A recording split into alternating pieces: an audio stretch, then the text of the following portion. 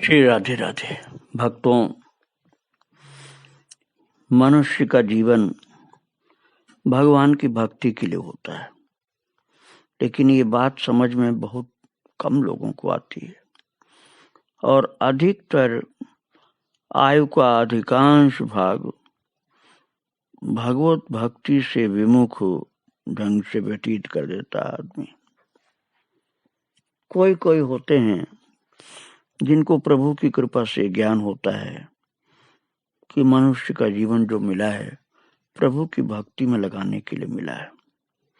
और यदि कोई ऐसा भक्त होता है जो सच्चाई के साथ ईमानदारी से भगवान में लगता है, तो आपको आश्चर्य होगा कि ऐसे महान भक्त को कभी कभी बड़ी कठिन परीक्षा से गुजरना पड़ता है। और या तो भगवान उस भक्त को वासनाओं से मुक्त करने के लिए कठिन परीक्षा लेते हैं, या अपनी कृपा दिखलाने के लिए करते हैं, क्योंकि परीक्षा लेने के साथ साथ कृपा भी उनकी छिप करके होती है, या शुद्ध करने के लिए करते हैं। प्रभु जाने उस रहस्य को, लेकिन परीक्षा के भीतर उनकी कृपा छिप करके रहती है जो उबार लेती है भक्त को। लेकिन भक्त का अहंकार जो होने वाला होता है उसका नाश कर देती है। आज आपको दक्षिण भारत के एक महान भक्त संत भक्त पद रेणु थे। पहले उनका नाम विप्र नारायण था। उनको भगवान की वनमाला का अवतार बताया जाता है। इतने महान थे कि भगवान की वनमाला के अवतार माने जाते हैं। लेकिन महाराज, उनके जीवन में सारी परिस्थितियां आई थी जैसा मैंने अभी संकेत किया था। ये वेदाध्ययन किए थे, ब्राह्मण कुल में जन्म हुआ था और रंग जी के निकट में रहते थे। इन्होंने बहुत सावधानी के साथ भगवान की सेवा करने के लिए एक बगीचा बनाया था और भगवान रंगनाथ का प्रसाद पाते थे और बगीचे में एक वृक्ष के नीचे झोपड़ी बना करके रहते थे। और इतनी सावधानी थी कि बस भगवान रंगनाथ के लिए और कुछ करने के अलावा और कुछ भी कहीं भी इनका ध्यान नहीं जाता था। भक्तों, प्रभु की लीला का रहस्य प्रभु ही जान सकते हैं, पूरा पूरा तो कौन जान पाएगा। उन्हीं दिनों की एक घटना है कि एक वारांगना जिस पर स्वयं राजा भी मुग्ध थे वहां रहती थी। बहुत रूपवती थी। उसका नाम था देव देवी। एक दिन वो अपनी बहन को साथ लेकर के इन्हीं विप्र नारायण, जो बाद में भक्त पद रेणु कहलाए, इनके बगीचे में आई और वहां की शोभा को देख करके दोनों खूब आश्चर्य में पड़ी कि बहुत सुंदर शोभा बगीचे की। और ये दिखलाई पड़े विप्र नारायण कि ये भगवान का नाम ले रहे थे और तुलसी के वृक्षों को सींचते थे और अपनी धुन में मस्त थे। उन्होंने इन वारांगनाओं की ओर देखा नहीं आंख उठाकर। तो देव देवी, जो बहुत सुंदर वारांगना थी, उसने सोचा कि देखो, मेरे इतने सौंदर्य पर भी राजा भी मुग्ध हो जाते हैं और ये तपस्वी जो युवा है ये आंख उठा के मुझे देखता भी नहीं। तो देव देवी की बहन ने कहा, जिनका चित्त अखिल सौंदर्य के भंडार भगवान नारायण के चरण कमलों का चंचरिक बन चुका है, वे तुम्हारे रूप पर क्यों आसक्त होंगे। तो वो वारांगना देव देवी ने कहा बड़े गर्व के साथ, मैं भी देखूंगी कि ये ब्राह्मण कुमार मेरे रूप पाश में कैसे नहीं बनता। उसकी बहन ने कहा, तुम्हारी ये आशा दुराशा मात्र है। तुम्हारे रूप का जादू इस ब्राह्मण कुमार के ऊपर चल गया तो 6 महीने तक तुम्हारी दासी होकर रहूंगी। और देव देवी ने भी बड़े आत्मविश्वास के साथ कहा, यदि मेरा चक्कर इस पर न चल सका तो मैं 6 महीने तक तुम्हारी दासी होकर रहूंगी। महाराज दोनों बहनों में होड़ लग गई। और इस घटना को कुछ दिन हो गए। एक दिन ये विप्र नारायण ने देखा कि उनके सामने एक सन्यासिनी खड़ी है। उन्होंने चकित होकर पूछा, तुम कौन हो, यहाँ क्यों आई हो? तुम्हारा यहाँ आना ठीक नहीं है, तुम वापस जाओ। सन्यासिनी ने कहा, महाराज एक बार मेरी करुण कथा सुन लीजिए, उसके बाद जैसा आप उचित समझो वैसा करें। उसने कहा, मेरी माता मुझे अपनी इज्जत बेच करके धन कमाने के लिए बाध्य करती है, किंतु मेरी इच्छा नहीं है कि मैं अपने जीवन को इस प्रकार कलंकित करूं। अतः मैं आपकी शरण में आई हूं, आप कृपा करके मुझे आश्रय दीजिए।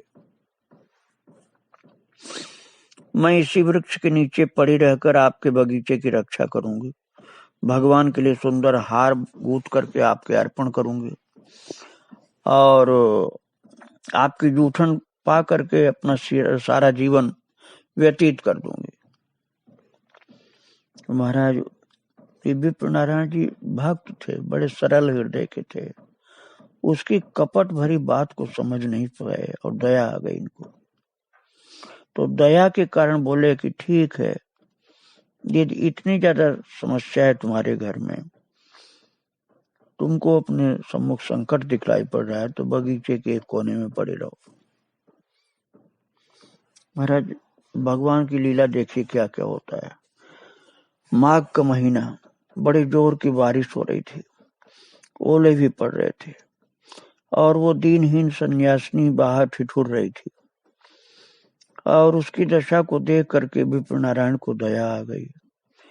उन्होंने कहा कि तुम मर जाओगी ओले से गिर पिट करके, बरसात भी, ठंडा एकदम पानी गिर रहा है, ओले पड़ रहे हैं, तो तुम मेरी झोपड़ी में आ जाओ।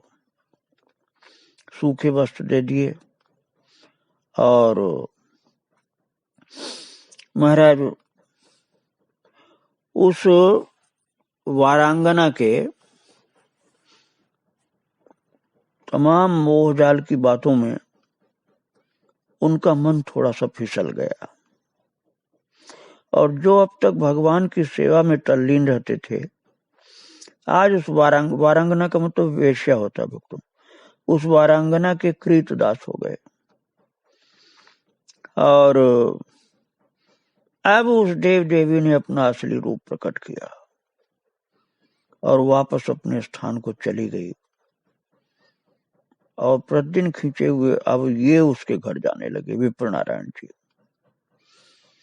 और ये अपने लक्ष्य को भूल गए भक्तों, अब उसके पास जाते थे। परंतु एक बात आप समझ लीजिए, हमारे करुणा निधान प्रभु कितने कृपालु हैं कि जिसने एक बार भगवान के चरणों का आश्रय ले लिया, भगवान उसकी उपेक्षा नहीं कर सकते, कदापि नहीं। उस देव देवी ने विप्र नारायण का सब कुछ लूट लिया, दर दर का भिखारी बना दिया। और जब उनके पास कुछ भी नहीं था तो उसने दुत्कार करके अपने घर से बाहर निकाल दिया और लाख गिराने पर भी भीतर नहीं आने दिया। और विप्र नारायण जो थे वो निराश होकर के लौट आए, परंतु उनका देव देवी के प्रति आकर्षण कम नहीं हुआ मन में।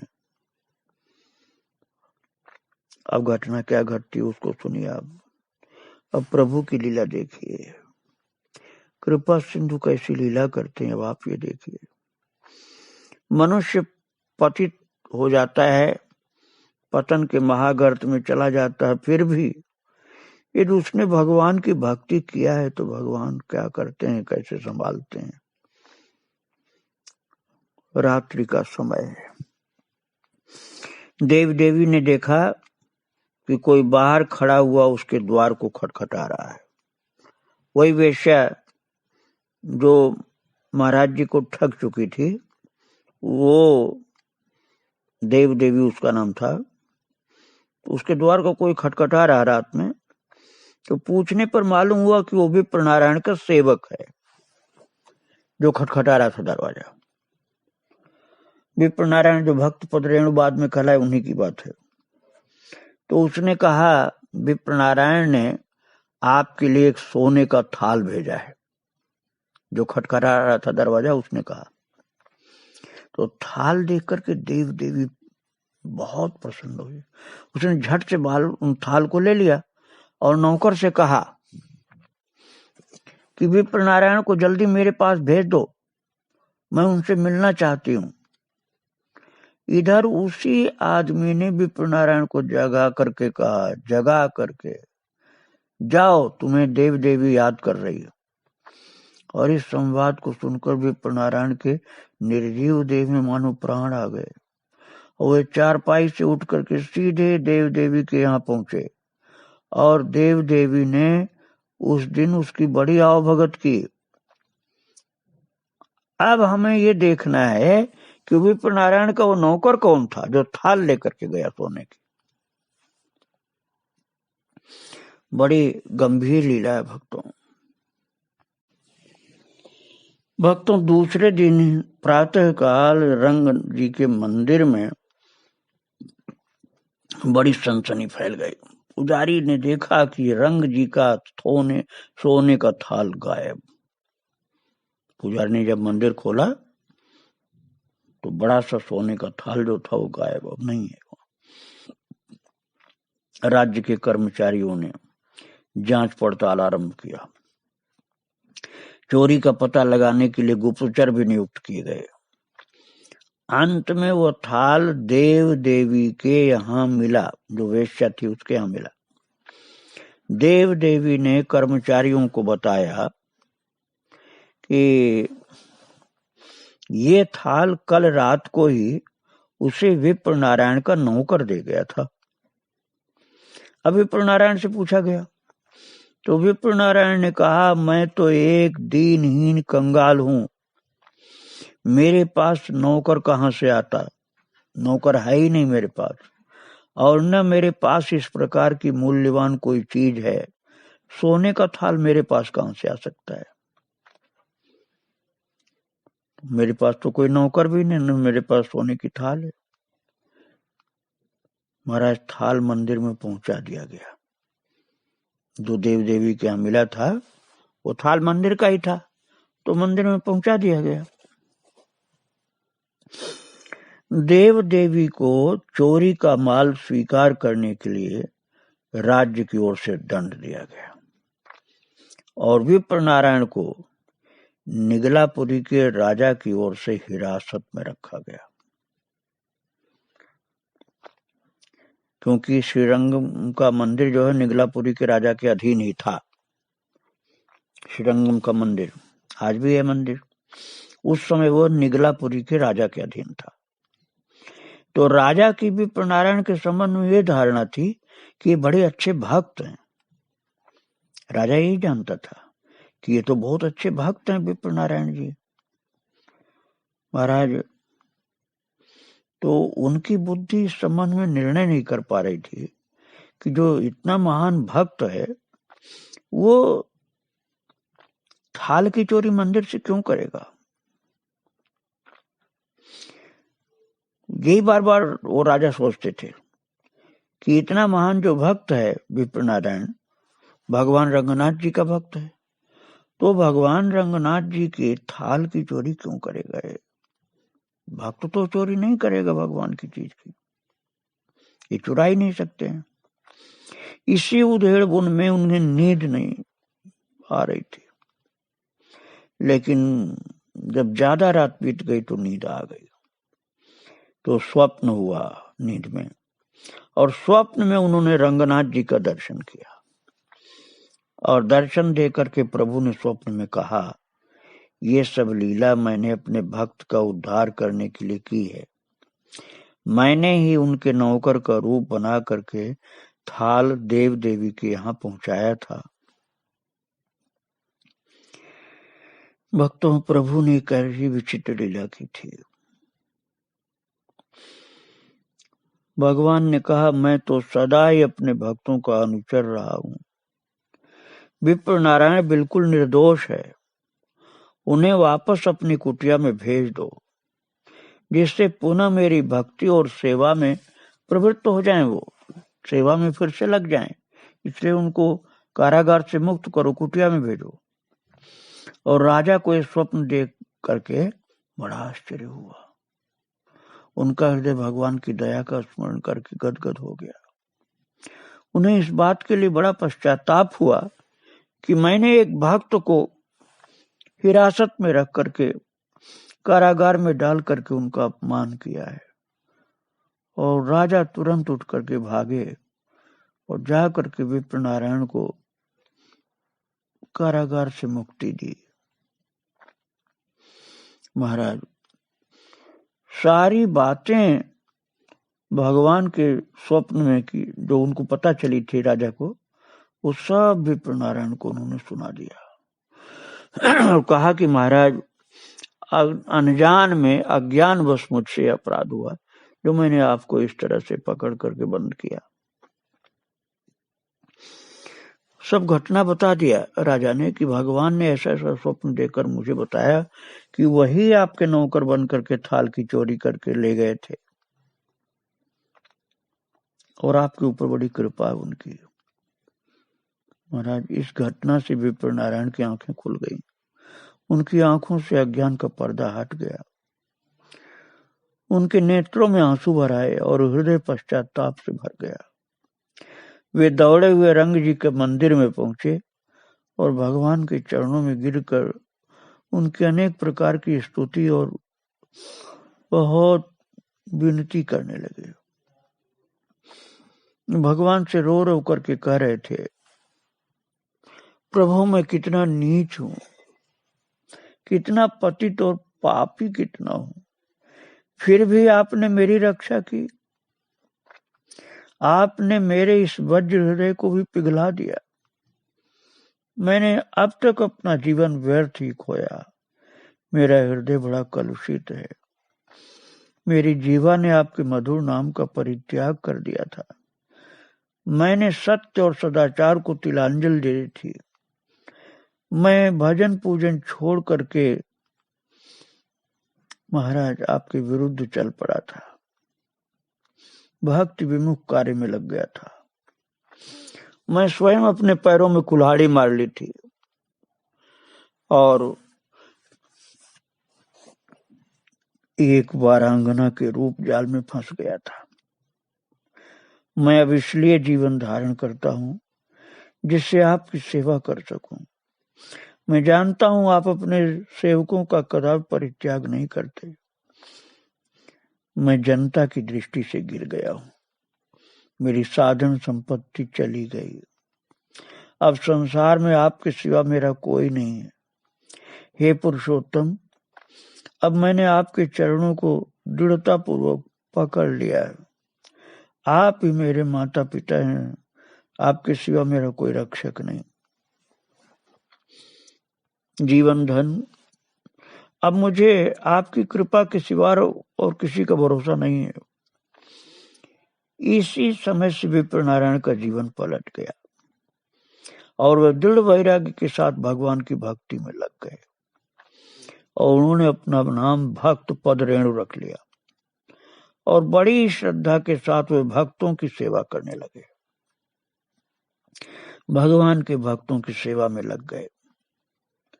उनकी वाणी निरंतर भगवान के नाम और गुणों का कीर्तन करती थी।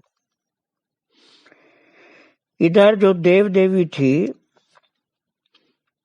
उसको सच्चाई का ज्ञान हुआ और महाराज अपने पापमय जीवन से उसको घृणा हो गई कि मैंने सोचने लगी कि मैंने बहुत पाप किया। एक महान भगवान के भक्त को पतित करने का मैंने पाप किया। मैंने उनको सताया, दुख दिया, धोखा दिया। ऐसी बातों को सोच सोच करके देव देवी रोने लगी और अपनी सारी संपत्ति मंदिर को भेंट कर दिया और स्वयं सब कुछ त्याग करके रंगनाथ की सीढ़ी के नीचे वो दीनहीन बन करके सेवा में लग गई। और महाराज प्रभु कितने कृपाल हुए कि पतित के ऊपर भी कृपा करते हैं। जीव पतित हो जाता है तब भी प्रभु संभालते हैं। बस भगवान को अपना मानकर उनकी भक्ति करने की आवश्यकता है। जीव का पतन हो जाता है लेकिन करुणा सिंधु संभाल लेते हैं, इसलिए उनके ऊपर भरोसा करके उनकी भक्ति करने की आवश्यकता है। भक्त पदरेणु बन गए विप्र नारायण जी, सच्चे भक्त हो गए। भक्तों के चरणों की रज अपने को मान लिया उन्होंने। रंगनाथ भगवान के सच्चे सेवक बन गए। रंगनाथ भगवान के भक्तों के सेवक बन गए। और वो देव देवी जिसने धोखा दिया था विप्र नारायण को, वो भी अहंकार से मुक्त होकर के सारी संपत्ति अपनी जो भी धन था सब मंदिर को अर्पण कर दिया। और वो जा करके जमीन पर सीढ़ियों में पड़ी रहती थी और सच्चाई के साथ दीनता आ गई, समर्पण आ गया। वो भी आखिर में भक्त बन गई। प्रभु ने दोनों का कल्याण किया। ऐसे परम कृपालु प्रभु के चरणों में बारंबार प्रणाम। श्री राधे राधे, जय श्री राधे।